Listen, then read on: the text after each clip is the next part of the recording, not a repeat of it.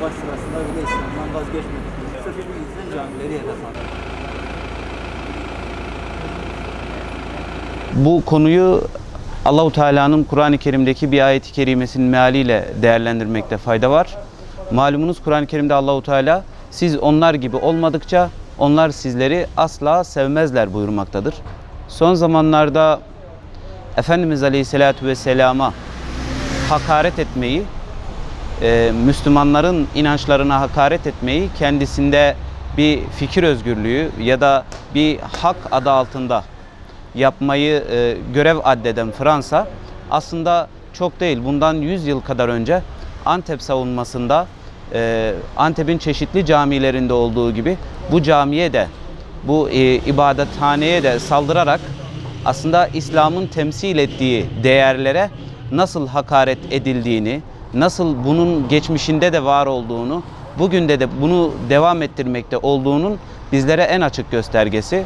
Hem 100 yıl hem daha eskisinden hem de bugünlerde Fransa İslam'a olan düşmanlığını açık açık kusmaktadır. Bizler de bu manada Fransa'nın bu tutumunu lanetliyoruz.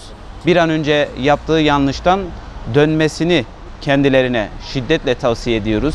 Aksi takdirde tüm İslam alemini ve tüm Müslümanları karşılarına aldıklarını unutmamaları gerekmektedir. Camimiz o dönem Antep'in kendisi esaret altındayken İngilizlerin esaretinden çıkıp Fransızların esaretine girdiğinde de yine diğer camiler nasıl ki bazı camilerimiz karakol olarak bazıları işte farklı manada askerimize hizmet ettiyse bu camimizde de milletimize hizmet edilmekteydi. Milletimizin yararına kullanılmaktaydı. Ama hem minarelerden gelen ezanları dindirmek hem de Antep savunmasının direncini kırmak adına yine camimize de çeşitli saldırılar gerçekleşmişti ki bu zaten saldırıların izleri hala hem minarelerde hem dış yüzeylerde belli olmakta.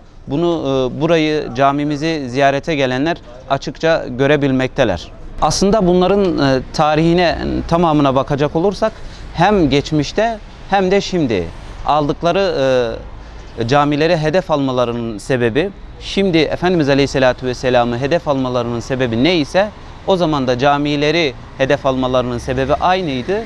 Çünkü gayeleri ve düşmanlıkları sadece İslam'a ve sadece Müslümanlara olan bir topluluk ancak İslam'ın temsil ettiği değerlere saldırarak kendisini tatmin edebileceğini zanneder. İslam'da savaş hukuku var. Savaş hukukunu da en iyi işleten sistemlerden birisi İslam hukuku. Şöyle ki Efendimiz Aleyhisselatü Vesselam'ın Mekke'yi fethinden ta bu zamana kadar yapılan İslam gazalarının, fetihlerinin hepsinde kutsal mabetlere saklanmak aslında saklanan kişi adına bir eman dilemek manasına geliyor. Kutsal mabetlere saklananlara, bunlar havralar olur, kiliseler olur, aslında kendisini güvencede tutmak için bu mabetlere saklanmış oluyorlar.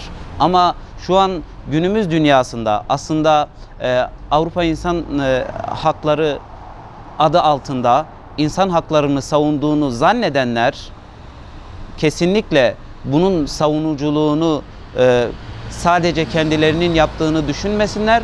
Çünkü bir taraftan bunu savunurken öteki taraftan bunun aksine olan çok şeyi sahada bizlere gösteriyorlar. Nasıl Suriye'de, Irak'ta, Filistin'de bunu gösterdikleri gibi nerede bir kutsal mabet varsa oraya saldırmayı kendilerine görev kabul edenlerin asla insan haklarına riayet ettikleri söylenemez. İslam camilere ve kutsala saldırmayı kesinlikle yasaklıyor.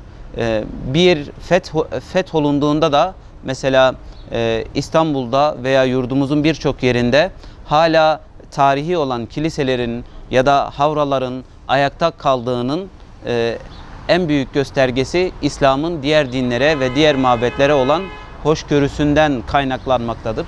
İslam yıkıcı değil, daima yapıcı olmayı öğütler.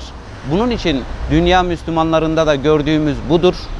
Daima yapmayı, onarmayı temsil ederler. Ama maalesef buna karşılık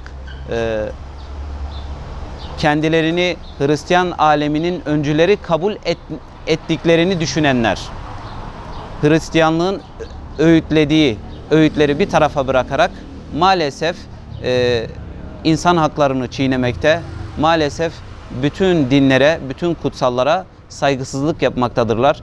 Bu da bütün Müslümanları, bütün alemi İslam'ı derinden yaralamaktadır. Bu vesileyle tekrar Antep savunmasında şehit olan atalarımızın şehadetlerini Allah kabul etsin diyorum. O günden bugüne kadar gelmiş geçmiş bütün şehitlerimize Allahu Teala rahmet eylesin. Çanakkale şehitlerimize, 15 Temmuz şehitlerimize Allahu Teala rahmet eylesin. Bizleri ve alemi İslam'ı tekrar Fransa'nın, Fransızların ya da din düşmanlarının esareti altında kalmaktan muhafaza eylesin inşallah.